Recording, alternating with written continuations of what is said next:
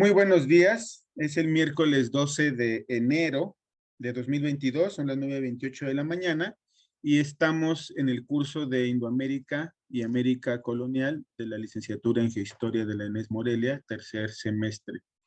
Y vamos a continuar con la exposición del tema referente al descubrimiento, conquista y colonización de Caribe, Centro y Sudamérica. No me voy a cansar de decir que son varios los aspectos que hay que tomar en cuenta, por ende, pues, hay que poner mucha atención, porque fueron procesos muy complejos, llenos de muchos actores, de elementos sociales, económicos, políticos, religiosos, ideológicos, geográficos, etcétera, etcétera, que nos debe poner en alerta sobre el hecho de que, bueno, hay que dedicar buen tiempo de estudio para ir comprendiendo mejor estos procesos. Entonces, habíamos dicho que a raíz de los viajes andaluces, llamados así porque se emprendieron desde puertos de Andalucía, en donde participaron personajes como Juan de la Cosa, Alonso de Ojeda, entre otros, y el tercero y cuarto viaje de Colón, estamos hablando de los últimos años del siglo XV y los primeros del siglo XVI, llegan los españoles al continente americano en el norte de Sudamérica, particularmente Venezuela y Colombia, o lo que hoy es Venezuela y Colombia, y en Centroamérica, particularmente en Panamá. Entonces, en esta región de Panamá se va a conocer con una breve prolongación hacia el lado colombiano como tierra firme. Este lugar se va a llamar como tierra firme y la colonización empieza en 1509. Ya se habían generado situaciones bastante conflictivas en la Española por causa del gobierno de las islas. El navegante Cristóbal Colón, a raíz del primer viaje, recibe el nombramiento de almirante de la mar Océano. Y su hermano, Bartolomé Colón, recibe el nombramiento de adelantado de la isla española. Y con unos cuantos años, o pasar del tiempo, pues básicamente son los gobernadores, la máxima autoridad en la española, y los conflictos se dan pues por los intereses entre conquistadores. Hay acusaciones de todo tipo, ¿no? Colón acusa a los otros bandos de ser flojos, de solo explotar a los indios, de ocultar dinero, de no dar el quinto real al rey, todo lo cual parece verosímil. Pero el otro bando acusa a los Colón, pues de aprovechar solo para sí, para los suyos, para su familia, de que no reparte por igual el dinero que la corona da, el presupuesto, ya no muy así. Ya lo dije la vez pasada, Colón pues sí viajó con apoyo de la corona, a diferencia de otros exploradores que pues eran básicamente sus recursos o los recursos de sus propios patrocinadores y amigos. Entonces, bueno, las acusaciones de ambos bandos suenan verosímiles, las dos. Lo cierto es que tanto en la española primero, en tierra firme después, en Mesoamérica más adelante, y todavía más adelante en el Perú, en todos lados hubo pleitos entre conquistadores, eso ni lo dudemos, ¿sí? Todo el tiempo había una situación de conflicto por ver quién se llevaba la mayor tajada, quién tenía el mejor puesto, todo el mundo se siente mal pagado, todo el mundo cree que puso muchísimo de su parte, de sus haciendas, de su esfuerzo, y que está recibiendo muy poco. Entonces las quejas están todo el tiempo. Y además muchos de estos conquistadores pues quieren elevarse a verdaderos señores feudales, por decirlo de una manera, en los nuevos territorios. Y esta es una situación que a la corona le parece insostenible, ¿sí? Controlar, y esto es algo muy importante a tomar en cuenta en la comprensión, no solamente del siglo XVI, sino de todo el siglo XVII, todo el siglo XVIII, considerar lo complicado que podría ser para unos reyes que nunca pusieron un pie en América, hay que decirlo así, durante 300 años de dominio español en América, nunca unos reyes españoles vinieron a Nueva España o al Perú, eso no pasó. ¿Cómo controlar a la distancia del otro lado del océano a un montón de gente que está peleando y que todos además creen ser merecedores? Entonces, bueno, pues empieza, no va a ser fácil, va a ser un proceso, pero una de las maneras en las que empiezan a controlar esto desde España pues es nombrando gobernadores. Si de no me importa que tú hayas sido el conquistador o que tu hijo quieras que herede tus beneficios, no, nada de eso. Yo voy a mandar un gobernador. Y todo esto lo expliqué precisamente para leer la primera línea que dice Panamá, Diego de Nicuesa, porque Diego de Nicuesa llegó como gobernador a Panamá. En 1509 inicia entonces este proceso y se va a ir dando en distintos territorios, a veces con más éxito, a veces con menos, de implantar esos personajes que son finalmente leales a la corona y que tratan de dirimir en los conflictos y administrar una serie de cosas muy, muy importantes. Una de ellas es el trabajo de los indígenas. Muchos de ellos están enfermando, muchos de ellos están rebelando, otros están huyendo a lugares inhóspitos o inhóspitos para los europeos. Entonces, tiene que haber una mano de obra que explotar, ¿sí? Porque una vez que se acaba el oro, que se va a acabar muy pronto en esta primera etapa, la única riqueza que hay, pues es que los indígenas trabajen. Pero ahorita vamos a llegar hacia ese punto que es el asunto de las encomiendas y esto. Se hace también un intento por colonizar la costa colombiana con Alonso de Ojeda al frente, pero este viaje resulta terrible, ¿no? Todo sale mal, naufragan, los indígenas los atacan, etcétera, incluso muere Juan de la Cosa. Entonces, estos primeros ejercicios o intentos, mejor dicho, de establecer un régimen más estable en tierra firme, van a ser caóticos. Finalmente llega, porque Nicuesa, si no me equivoco, también tiene un, este, un mal fin, no le va bien. Finalmente envían a Martínez Fernández de Enciso y a Vasco Núñez de Balboa. Fernández de Enciso, que es propiamente el encargado de poner orden ahí, también le va mal. El punto, no me acuerdo si fallece o algo le pasa. El punto está en que el que queda, a lo que quiero llegar es que el que queda como el personaje importante en tierra firme, insisto, estamos hablando de Panamá, pues va a ser Vasco Núñez de Balboa, quien va a fundar Santa María Antigua del Darién, ¿sí? Que va a ser una pequeña, pues, ni siquiera llamémosle ciudad, un puesto, ¿no? Hay un puesto de avanzada, pero que va a ser el asentamiento permanente, aunque no duró mucho tiempo, pero va a ser el primer asentamiento permanente, sólido, en tierra firme por parte de los españoles. Santa María Antigua del Darién, básicamente en los límites entre Panamá y Colombia. 1509. Entonces, vean, las cosas son lentas. 1492, Colón está en la Española, bueno, en las Bahamas, en la Española. Estamos hablando de 17 años después, la vida de un jovenzuelo. 17 años después, ¿no? A cuentagotas se van dando los avances. Ya Vasco Núñez está en Santa María Antigua del Darién. Y años después, desde este lugar, Vasco Núñez va a hacer expediciones a través del Istmo de Panamá y va a descubrir el Océano Pacífico, ¿no? Vasco Núñez normalmente es famoso en la historia de los descubrimientos o se le recuerda por ser el primero en avistar el Océano Pacífico.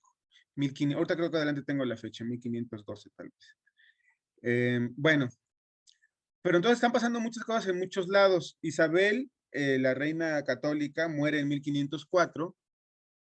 Su esposo muere un poco después, bueno, ni tampoco, unos 12 años después, en 1516, y Carlos I llega al trono.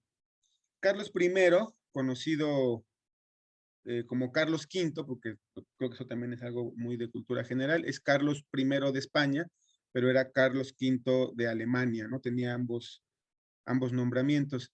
Este Carlos I era un jovenzuelo, jovencito.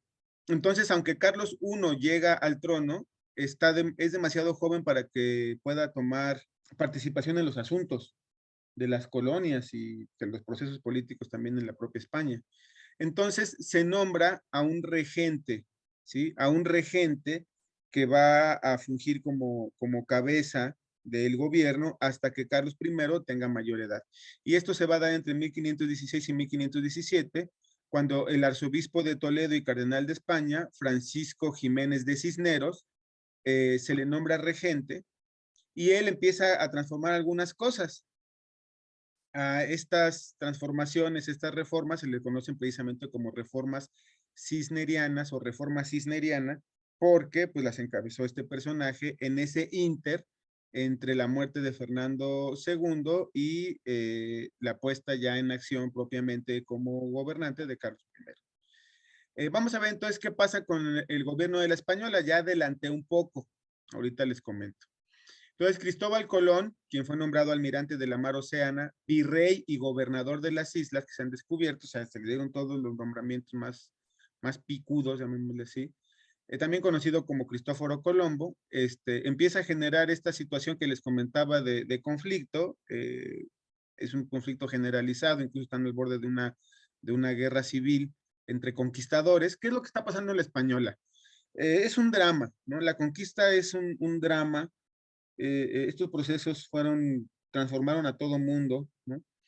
Entonces, pues los indígenas, como ya lo dije, mueren muchos de ellos, otros huyen, se dan las epidemias, la sobreexplotación. Entonces, los indígenas taínos del Caribe, de la Española particularmente, de Puerto Rico, algunos de ellos pues deciden incluso destruir sus propios conucos, ¿no? Sus propias parcelas de cultivo, porque dicen, si no hay alimento, a lo mejor los españoles se van, pero no se iban.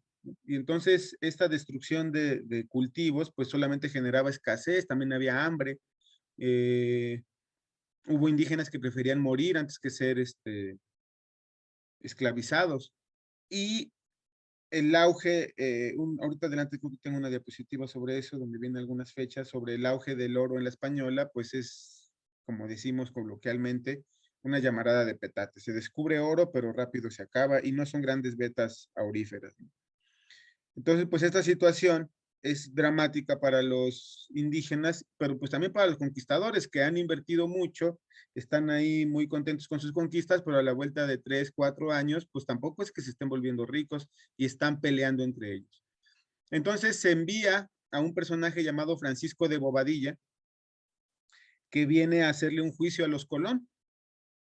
De hecho, Francisco de Bobadilla regresa en el tercer viaje, si no me equivoco, al final del tercer viaje de Colón, Colón y su hermano regresan en calidad de prisioneros, ¿no? O sea, la situación era realmente muy compleja.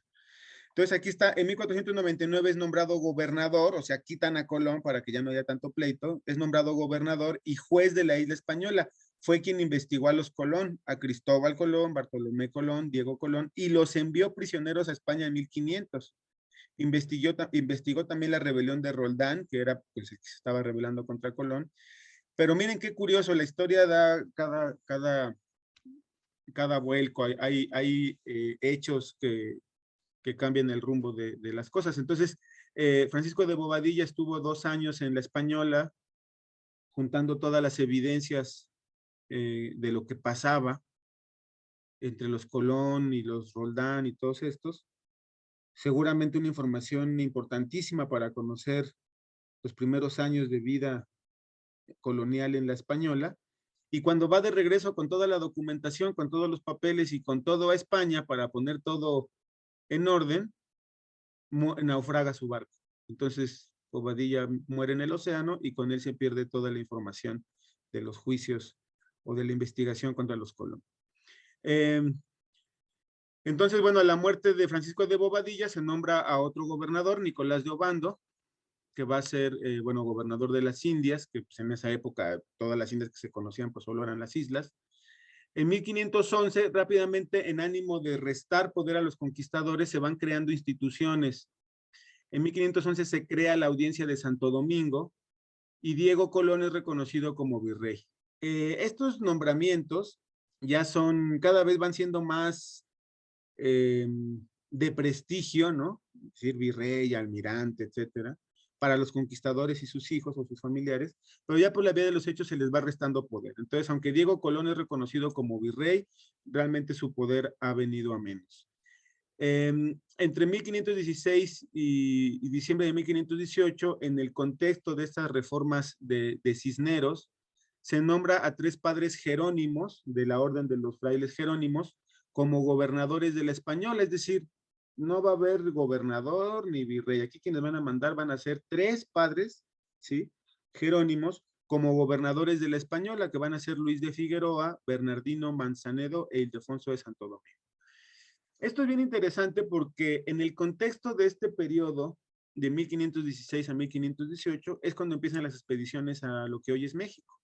De hecho, si ustedes leen las cartas de relación de Hernán Cortés y le echan un ojo a la primera carta de relación, vamos a ver que Hernán Cortés en los primeros párrafos dice, y siendo gobernadores los padres Jerónimos, nosotros nos hicimos a la mar para explorar territorios, ¿no? O sea, así está la situación. Entonces, es una década como un impasse, llamémosle así, una pausa, porque entre 1492, el primer viaje de Colón, 1509, que se está estableciendo Santa María del Darién, en ese lapso de poco menos de 20 años, se dan muchos descubrimientos muy rápido, pero luego entre 1509 y 1517, 18, son como una década en donde sí, se está explorando Cuba, se están fundando asentamientos en Cuba, en la Española, pero hay mucha gente ahí dando vueltas sin encontrar mucho que explotar. Los indios siguen muriendo, no hay mucha riqueza, no hay oro, y están allí encerrados en islas que ya no están produciendo la gran cosa, Cuba, Puerto Rico, no se diga Jamaica, que nunca es muy importante para los españoles, la Española misma.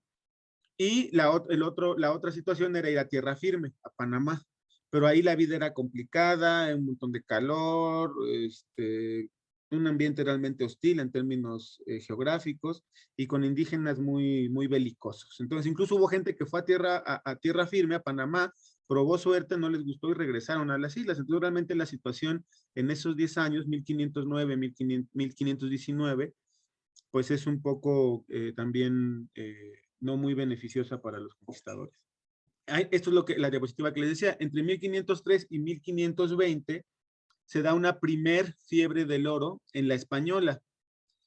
Es un primer y menor ciclo. Le llamo primer porque es el primero, digamos, de estos ciclos mineros que se van a dar en la época colonial. Y menor porque pues realmente era muy poco oro, sobre todo tomando en cuenta las cantidades que se iban a explotar más adelante en el siglo XVI de oro y de plata. Y se agota rápidamente, ¿no? Se da la explotación de mano de obra indígena. Según Céspedes, que es un autor que les voy a hablar de él un poco más, no hoy, pero seguro en una clase más adelante, Guillermo Céspedes, un historiador español, eh, dice que la producción total del Caribe duplicó aproximadamente la producción europea de los años citados. Entonces, bueno, oye, Félix, tú estás diciendo que es un ciclo menor. Pues sí, menor entre comillas, porque por otro lado, pues si le creemos a Céspedes, dicen pues ni tan menor, porque duplicó lo que se estaba produciendo de oro en esa época. Bueno, entonces se están dando estas cosas y años después, solo aquí también lo pongo como referencia, en 1535, que más o menos es el mismo año en el que se instaura el virreinato de la Nueva España, se establece también la Capitanía General de Santo Domingo, ¿no?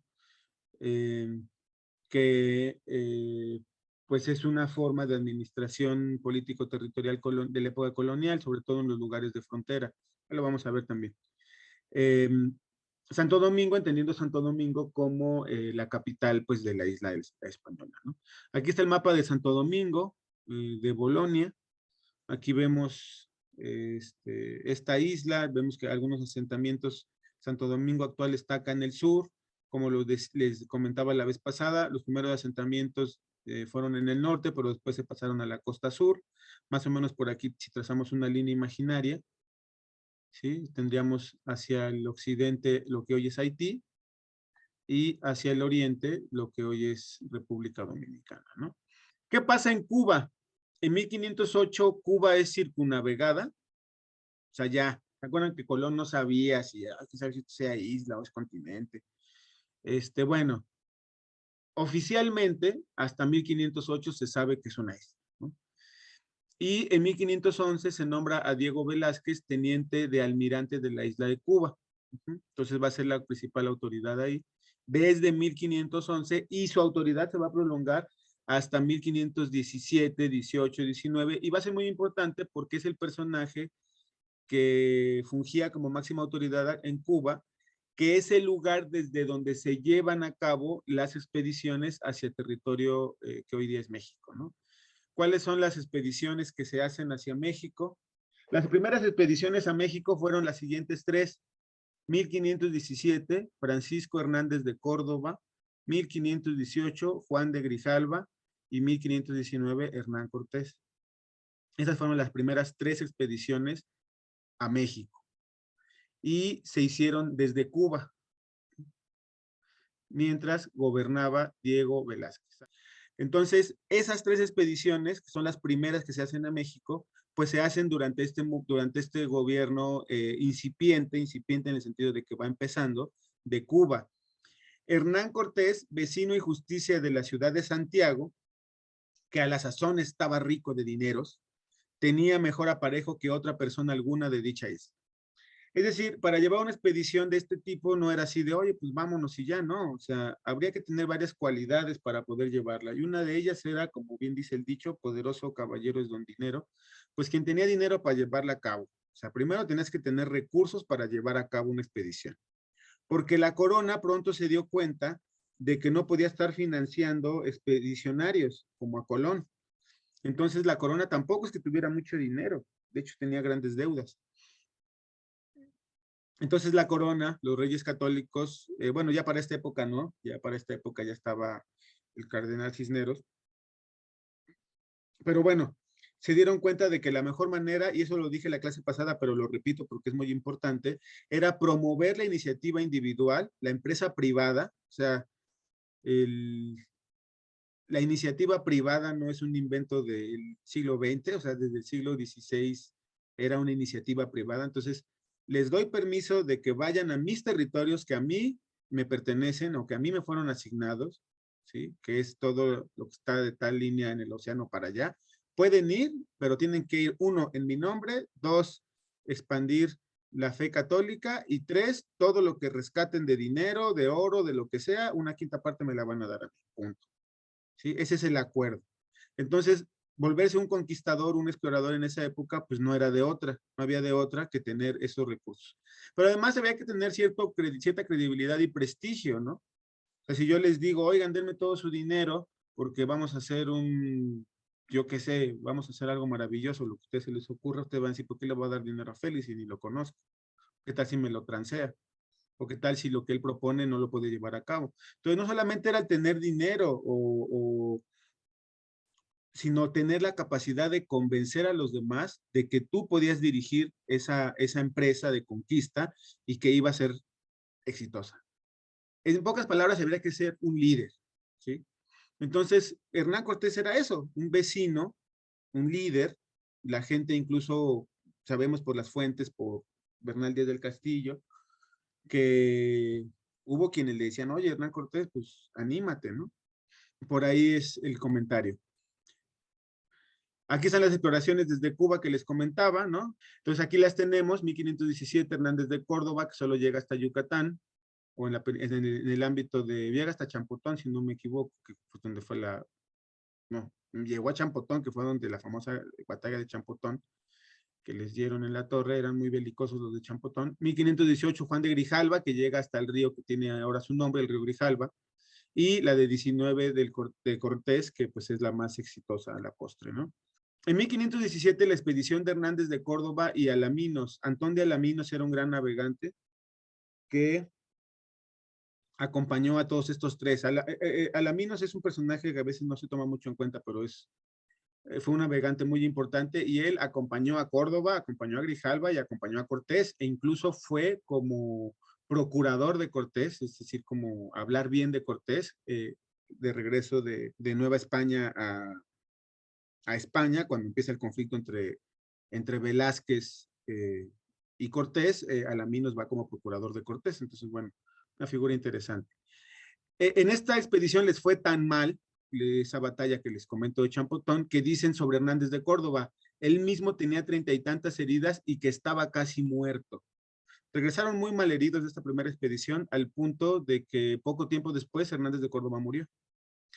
Bueno, la expedición de Juan de Grijalva, que se le acusa de que es un mal explorador, que dice Cortés, sin calar la tierra ni saber el secreto de ella, ¿no? Entonces, para ser un buen expedicionario, había que ser un buen informante. Entonces, Cortés todo el tiempo se está diciendo, se está apreciando de él ser un gran explorador, a diferencia de Grijalva, que pues sí navegó, pero ni se bajó del barco, ¿no? Entonces, bueno, vamos a ver aquí, en este periodo, tengo aquí algunas fechas, entre 1508 y 1533, es una época de entradas, bueno, tiene varios nombres. Céspedes, me remito nuevamente a este historiador, habla de entradas, de cabalgadas o conquistadas, ¿no? Puede haber sí, varios nombres. Entre 1508 y 1515, sobre todo en el Caribe, entre 1510 y 1531 en Darién y Panamá, ya habíamos dicho que el Darién es esa frontera entre Panamá y Colombia, entre el 26 y el 33 norte de Colombia, entre 1594 y 1544, que es un proceso muy lento en Venezuela. Venezuela no va a ser un lugar de interés para la corona española por mucho tiempo, prácticamente en el siglo XVI, XVII no tiene más interés del que ya comenté, que era la explotación de perlas.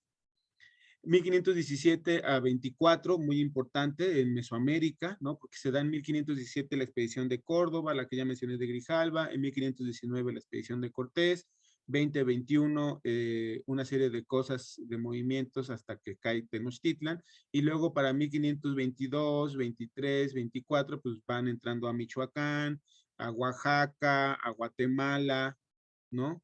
Entonces se da la conquista de Guatemala oficialmente, digamos, como fecha canónica, pues es 1524, cuando Pedro de Alvarado llega a los principales señoríos de Guatemala, por eso tengo esta fecha, y muchísimo más tardío, ya en la siguiente década, 1532-33, que es la época, los años decisivos, pero se prolonga un poquito más, la caída del gran imperio de Sudamérica, de la zona andina, que es el Tahuantinsuyo o los incas. En Brasil la cosa va a ser bastante distinta, y en eso no voy a hablar demasiado, porque prácticamente ya llegamos al final. Solo decir que va a haber colonizaciones más tardías en lugares pues, que están más alejados. Por ejemplo, en Brasil se va a dar sobre todo hasta 1000, aunque las expediciones van a ser desde 1500, vamos a comentar de eso más en otra clase, más o menos en 1500, si no me equivoco, 1500, 1501, se da la expedición de Álvarez Cabral, que ya en su momento les comentaré cómo estuvo, que fue oficialmente la llegada de los portugueses al noreste de Brasil, pero va a permanecer así sin mucha atención Brasil. ¿Por qué? Pues porque los portugueses van a estar concentrados en África y en el comercio con Oriente. Entonces, hasta 1690 se va a dar estas entradas, estas cabalgadas, que entre los portugueses se van a llamar as bandeiras. ¿Por qué? Pues porque llevan banderas, me imagino, que son los famosos bandeirantes o bandeirantes, que son estos exploradores que entran a el interior de Brasil a también hacer exploraciones. En 1565 la Florida, 1580 Buenos Aires, que son lugares ya más alejados, ¿no? Ahorita ya hasta ahí lo vamos a dejar.